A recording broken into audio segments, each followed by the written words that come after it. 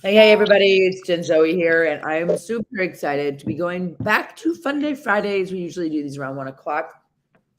I've been moving, and Daniela's had an event, and so we've missed the last couple weeks, but we are back. And we are having a really great series for you guys for August.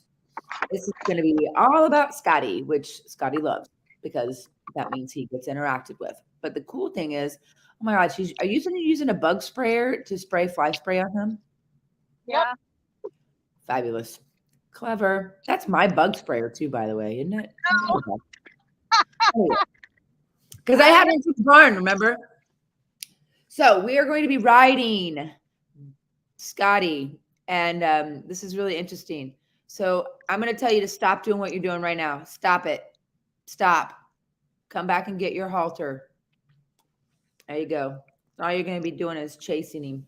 And although that would be entertaining and weight loss for you, it would not be good for your horsemanship. This is actually kind of the topic that I have. You have riding Scotty in your topic. I have how to not be a bully in mine. Make sure when you have the rope, you put it over your elbow and not your shoulder. Just a good habit to get in and good best practices to get in.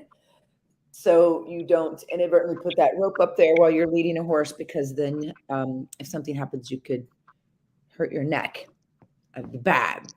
So she's changed her tactics so she can apply the fly spray. But my topic is how to not be a bully. And it was not, and it's interesting because not be a bully is really a strong word, just to get you to watch the video. But really, the key piece is asking for permission. And that's what we're going to be doing the whole time that we're working with him, right? So now, before you go start spraying him again, see if you can get him without touching. This is going to be a part of it. Move the sprayer back so it's in the video. Like, take it closer to the center. There you go. Now let's see if you can get him to touch the sprayer without, let him smell it. Let him see it. Let him see what it is. And Jolie, please do me a favor and hold that camera as still as possible. Thank you, love. So see if you'll just, there's a lick and chew. She's like, wait a minute, you've been chasing with me with this thing to make sure I get fly spray on there, but I care more about connecting with you and being confident with you than I care about whether or not a fly is on me. Mainly because horses aren't really making the correlation between the fact that something is scary coming after them and it's getting the flies off. Because if he knew that it wasn't going to hurt him and it was going to help him not have so many flies, he would be like, okay. Sometimes it mightn't even be pleasant, right? Okay, so now what I want you to do is take the wand and touch it with him just like you would a carrot stick, and start building his confidence with it, right? And if you can't touch him with it, if he like turns his head away, there you go. All right, now we're cooking. So now we're going to touch him all over, right? Because then in a second you're going to pick up the tank, and we're doing FunDay Friday. So it's just, you can watch it if you want. So the next thing you're going to do is you're going to take the tank and offer it to him to let him smell it and kind of walk away from him with it. Yeah. There you go. Yeah. Let him get curious about it. There you go. Let him get curious. There. Okay. Now pet him with the wand again. There you go. Now you got a chance. Now go and spray him and see how he responds. And just spray a little bit and then pet him. And then spray a little bit and then pet him. There you go. And this isn't all the cool thing, guys, for those of you watching. We are Daniela doesn't have her mics. Her mic is malfunctioning. So technology is working in my favor today. She can't talk back to me. So it's kind of fun. Haha. Go Jen. Anyway. So she knows how to do this. This is not something new to her. So now she knows pet him. See, there we go. Pet him and then spray him, pet him and spray him. So now she's going to get a horse that has a little bit different opinion of her now. And that's the whole piece, because when she goes to fork a leg over his back, we're going to have something that can go, well, I don't know if Scotty can go 45 miles an hour, but a lot of horses can, up to, right? So they can go pretty damn fast, and they're really agile and they're very powerful. So if I'm going to put myself in a position where I'm sitting on their back, oh my God, I sure as hell want permission to be there. And honestly, a lot of people don't. A lot of people steal rides all the time. I see it all the time. So, in this scenario, um, what we're going to do is we're going to bring the mounting block a little closer. And we're going to do a couple of things because what I want to think about is, and I'm going to be posting this, you guys, so so we can follow Daniela's progress for what we're calling ascent to the saddle, right? There, I think that's better. We can see it closer. So what we want to be able to do is make that ascent to the saddle in a way that the horse is going, okay, okay, and because it's not about like getting on the horse or taking that literal big leap. It's about, oh, the next logical step. So now she's got him there. He looks nice and calm. We're going to see if he can go and put his nose on the mounting block. So we're going to play these little can you games, right? Can you get your horse to do this? Does he understand the communication of that? And when I say can you get him to do something, I want to be clear that it's not, I make my horse go over to the mounting block. There's no make. There is no make because I don't know about you, but I would not want to be in a relationship with a man that allowed me to make him to do things. I am not his mommy. I'm not his boss. I'm not his superior. I want a relationship. Look at that. She can play with it, right? I want a relationship where I can ask him. So now let's see if you can get him. You can stay on the ground. See if you can get him to put his middle, his ribs up on the mounting, near the mounting block, and stand there confidently. Now, this is the end game, and I want you to do it on both sides, because if you want to be a horseman like you professed that you did that million years ago before you really realized what that term meant, and you want to be able to mount on both sides. Now, Daniela does want to be a horseman, but she doesn't want to be the same kind of horseman I am, right? She wants to be able to enjoy her horses and simply, but she wants to do it well.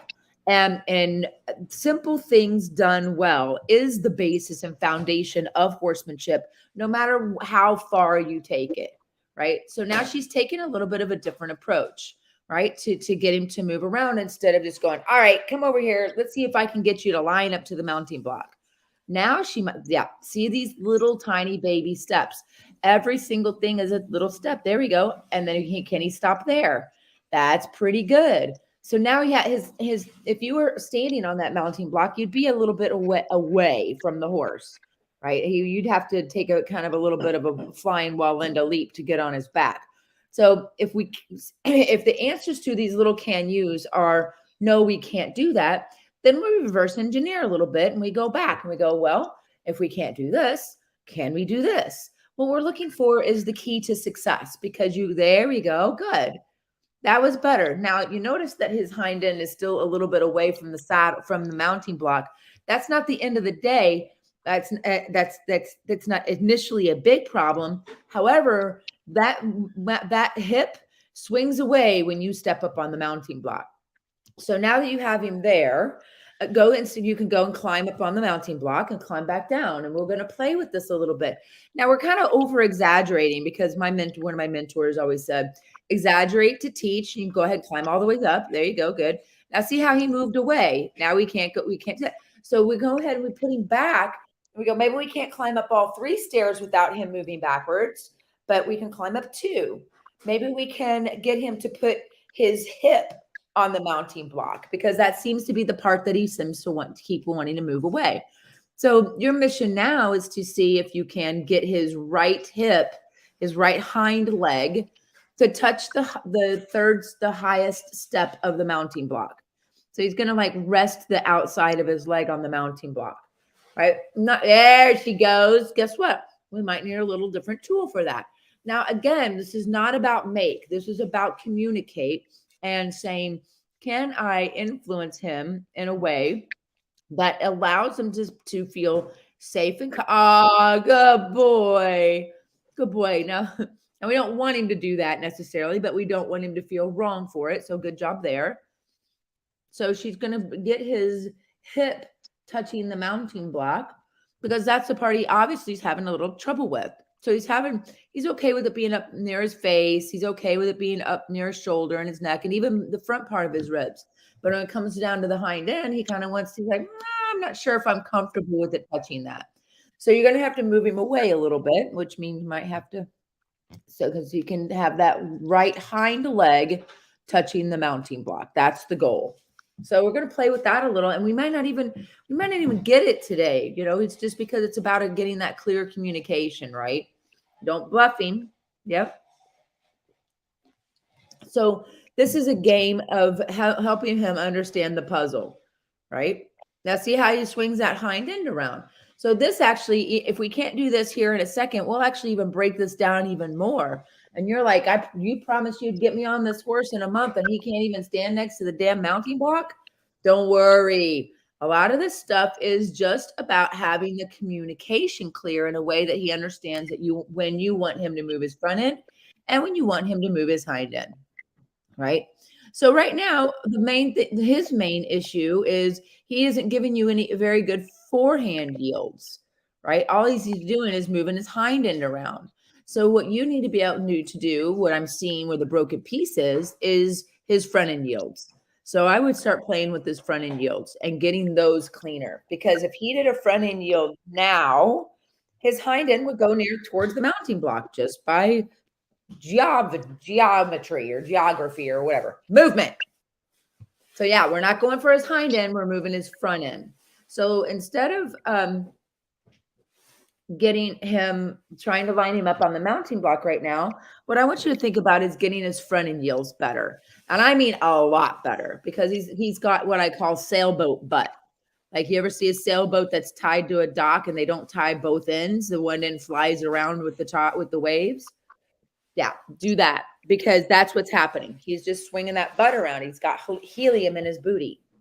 So the front end yield is just refresh me. It's making him turn to the front. Yep, on his front end like that. Now you kind of start again and pet him and apologize to him for just kind of coming at him with the stick. Because we just said front end yields or this, and then you went into it. What happened to, hey, Scotty, do you mind doing a front end yield? Right. So again, we want to make sure we're asking permission, because you're kind of jumping the gun on some of this stuff, which is interesting, because this is the similar thing that happened with Bourbon, and that wasn't very much fun. So now he's in a spot. Get yourself prepared and organized first, and then get your front end yield. And I want you to go a little less in the beginning, like be softer with your tools, and then I want you to get firmer with your tools quicker, because he knows this stuff. This isn't new. So start small and go through your phases quicker.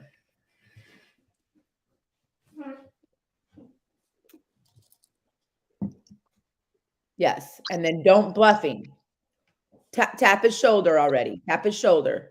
There you go. There, that's better. Good. So this is going to be your homework for this week, is getting these front end yields really, really good, right? Because your front end yields is your power steering, right? That's your steer. That's your steering. All right. So then again, back him up a step or two to get him to where he's got his weight on his hind end, because he's all heavy on the forehand. He's got these type of personalities are. And then now that his weight, now move his front end and give him a nice 360, go all the way in a circle, tap that shoulder. See how he's putting that shoulder on you? Tap that shoulder and get him to move. And you might need to get a little firm, because he's actually avoiding, and this is obviously his more challenging side. So this is why he's swinging his butt away from the mounting block. It sounds counterintuitive, and it doesn't seem like those two things are connected, but they absolutely are. Ankle bone's connected to the nose bone. Right. So play with that. Get both sides really good. And your challenge is, can you get your front end yield tight enough to where his back feet would stay in a large hula hoop? And I would encourage you, if you don't have a hula hoop, I think I left my big exercise one at your place. I'd get that bad boy out. And see how you're bluffing him by trying to go around in front of him and then letting him leak forward? Don't do that.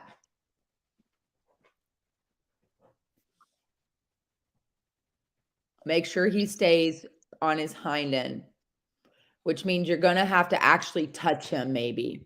And you're not going to have to touch him maybe more than once, But you might have to actually touch his nose because he's leaking forward.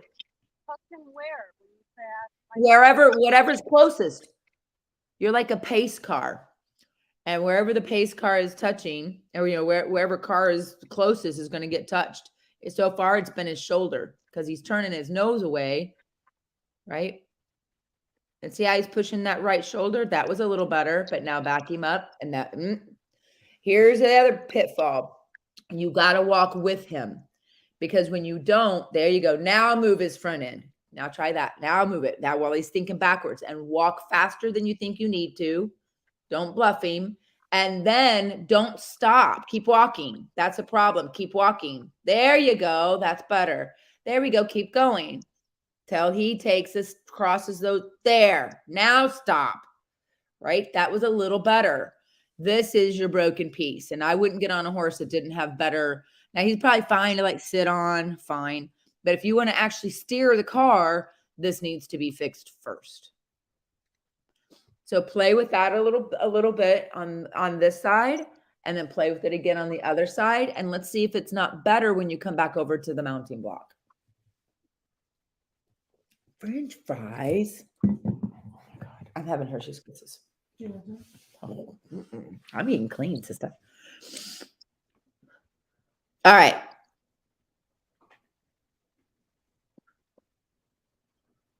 Very good. Good. Now don't bluff him. Keep walking faster. There you go. It's a little better. See how you're letting him leak forward? Yeah, yes. So this is the broken piece. I'll do a video with probably Trace. I don't know. I'll do a video with someone and we will post it and I want you to duet it.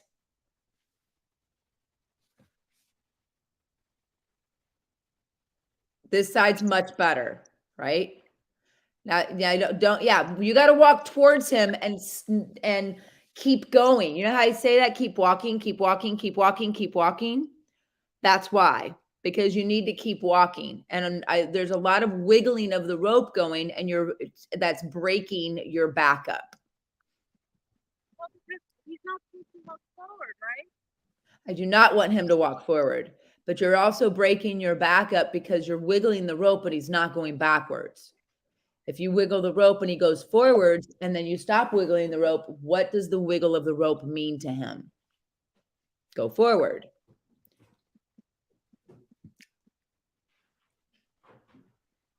And you know, I say this all the time. The better a horse can go backwards and sideways is the better they can do everything else, right? Yeah, so we need to improve on the backup and then the front end yields. And this is where you're going to have to get super clear and not be there. That was better. That stop, right? Yes, stop right there. That was a little bit better. So you're going to have to get these little incrementals because you've taught him the wrong things, right? That's okay. I mean, we all do it. I have done that so many times. Dante thinks I'm schizophrenic. So it just happens. It's a part of the process. Yeah. The other thing I want you to do is when he's there, I want you, instead of walking up and going back to where, back in his zone 1, I want you to back him up to you. Move your feet less when you get started. Next time, that's okay. This time, walk faster than you need to. Don't be afraid to give him a little firm tap on that nose or shoulder. Look at how they bite each other all the time. Now, yep, good. Yes, because we're going to have to go all the way back to 1 step and then relax. 1 step and then relax. 1 step and then relax. And Scotty knows this. He's just gotten a little bit complacent at that. There you go. Good. Now right there. Better. Now, yes. And then don't move your feet. Wiggle your rope. Ask him to back up a step or 2. Be firm about it. And then over. There you go. Front end over. Front end yield. right away after you back them up. This is tough stuff, isn't it? It's not easy. Yeah. So this is what I would tell you.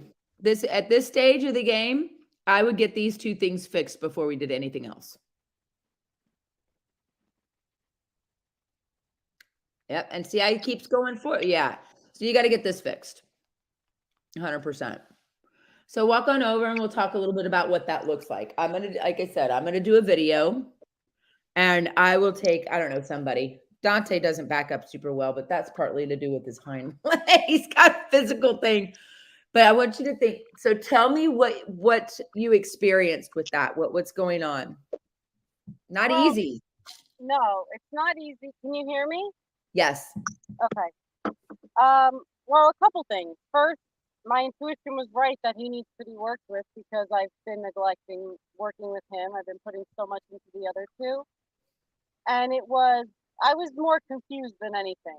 I don't feel bad anymore with him. I know he doesn't take things personal and he is not easily, what's the word? He's not easily offended. Ended, So I'm yeah. not worried about that the way I used to be in the beginning, if you remember. Yeah, I know. I'm impressed you were able to get big enough with him to do what you needed to do. So I think I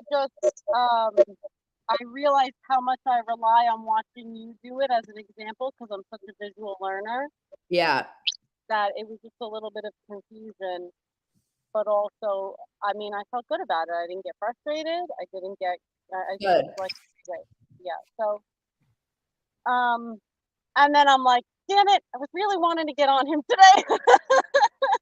Well, and and the good thing is that you've already had that lesson, you know. And that's the thing too. And I'll never forget, I had a woman come to me. I mean, my retreats aren't free, and she came and she spent a lot of money to spend all this time with me, and she wanted to ride, and her horse was Maverick, and he kept doing the same thing. He was like, and she sat down on the steps and cried and said, if I ride this horse, I will be stealing the ride. It's not my ride. And that she wanted to ride so bad. And, Yeah. so bad. But the thing is at the end of the day, it totally transformed her business, and the way she looked at it, Yeah. so the business that you look at. And so that's what happened. And she said, well, I have to do things in sequence. I have to have these priorities in place. And this is what's exactly, and it's funny because this is exactly what's probably going on in your business is doing things out of sequence, trying to do the step 5 before we do steps 1 through 4. And I know we all get there. And I could tell you story after story of times I tried to do things, fancy stuff with Trace or more with Dante than I should have, more than what they were ready for. And instead of really getting that solid foundation, because foundation work isn't always fun. Now I'm obsessed with it. I'm obsessed with a good foundation.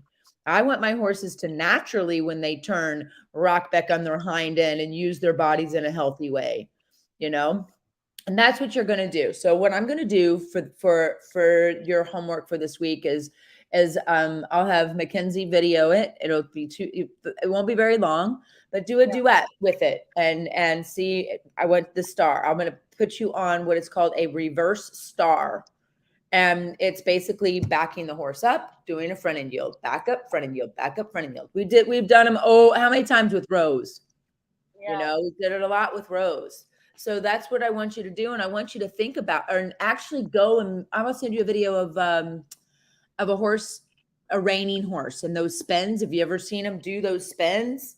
I mean, they're really they're phenomenal. But all those spins is this in fast forward, and that's the thing I love about what you're doing is that you don't have all these fancy high-end performance goals, but I will encourage you to, no matter what level you want to be at, to have the foundation pieces so dialed in that because we say, what do you rise to your potential? Well, that's not really true. You actually fall to your level of training. And that was obvious here because we wanted to rise to the potential, literally rising and getting up on the mounting block and riding him today. But there's some things that we need to fix. So questions about that, comments, requests, jokes. It's like a good joke. Really, I mean, I get it. It'll be good to see your video because that's I'm such a visual learner, and then Yeah. And Scotty's a super fast learner, so I have no doubt that within a couple of times of doing it, he's gonna get it. Yes, 100%. Actually, I will do it with Trace because he's Scotty's persona. So I may not have to like get as firm as you might need to, but I'll just because that's just it. That he's throwing that shoulder right in your face. Yeah. You know, and he's just being pushy about it. And he's like, I'm not picking up that foot. But if you don't have control of the front feet, you don't have any steering. And brakes too for that, you know, you don't have any brake. Your brakes and steering are in the front end. So, yeah, on your square turns. Anyway, oh, I love this stuff so much. But yeah, that's step one. So, and the other pieces will be, you know, we'll fill those in. And I'm actually putting together because I can't find my original one that I did a million years ago. I'm putting together the ascent to the saddle checklist, and I'll have that for us by next Friday. But get these foundational pieces first, and you know, welcome to ground zero. It's so funny too how with each one it's such different stuff we do. Yeah, we go in every time. You go in with like Yoda with the cave. You know, you go in with what you want and you come out with what you need. Yeah, it's true. All right, cool. Well, this was short and sweet, right? Yeah. Not believe it or not, it was almost 30 minutes. So Okay, cool. time flies when you're having fun. All right, you guys, for those tuning in, we'll be posting the duet here sometime soon of the video up of me with Trace doing a front end yield. And maybe I'll get Mackenzie out there and she can get a lesson too, because we're doing a whole like documentary on Mackenzie and what she's and her horsemanship. So talk about being thrown under the bus. Like welcome Ted Zenergen. Awesome. All right, perfect. Have an amazing rest of your Friday. Jolie, it was nice to chat with you, and believe in yourself. It will change your life. Tune in, everybody, every Friday at the 1 o'clock hour. Awesome. Bye.